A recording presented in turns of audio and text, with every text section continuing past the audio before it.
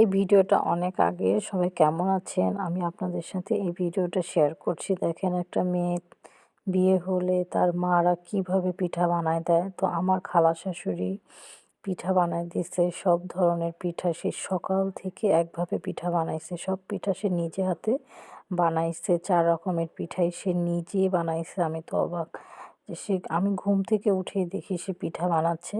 আর আমার খালু শ্বশুর আমাকে যেতে দিবে না, সেই জন্যই আমি থেকে গেছি, ঢাকা থেকে যাই নাই।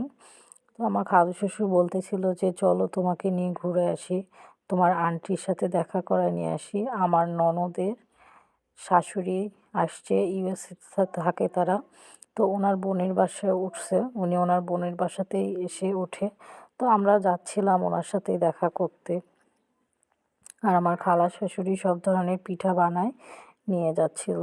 এখন উবারকে কল করা হয়েছিল, উবার আসছে। তো উবারে করে আমরা এখন যাচ্ছিলাম। আর আজকে রাস্তা একদমই জ্যাম ছিল না, আমরা খুব তাড়াতাড়ি চলে গেছি। আর এইখানে ঘরোয়া হোটেল অ্যান্ড রেস্টুরেন্ট, এখান থেকে ও ননদদের জন্য ঘরোয়া হোটেলে অ্যান্ড রেস্টুরেন্ট, এখানকার নাকি কাবাব, তারপর গ্রিল, এগুলো অনেক অনেক মজা। আমি গ্রিল খেয়েছি। তো আজকে হচ্ছে গ্রিল আর নান রুটি নিয়ে যাচ্ছিল সবার জন্য। আর এখানকার খাবার অনেক ফেমাস পুরান ঢাকা, আমি শুনছি। আর সেটা আমার খালা শাশুড়ি বলতেছিল। আর দেখেন একটু কুয়াশাও পড়ছে আর সন্ধ্যা হয়ে গেছে। আমরা অবশেষে বাসায় চলে আসছি।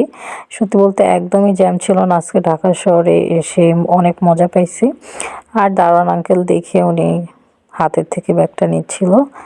তারপর আমরা দোতলায় চলে গেলাম, আন্টিরা সবাই রেস্ট নিচ্ছিল, আমরা এমন সময় আসছি।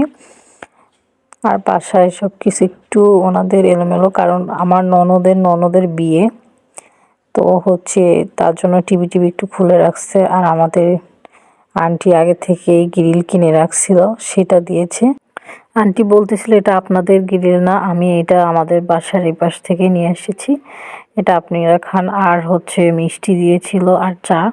তারপর আমরা নাস্তা টাস্তা করে একটু গল্প টল্প করে, তো আমরা যে উবারে উঠে আসছিলাম উনি আমাদেরকে বলে রেখেছিল যে ভাই আপনারা যদি যান আমি আপনাদেরকে নিয়ে যাব, আপনারা আমাকে ফোন দিন। তো উনি হচ্ছে ভিতরে আসতে পারতেছিল না, সেজন্য আমরা একটু হেঁটে আগায় যাচ্ছিলাম যে উবারে উঠবো।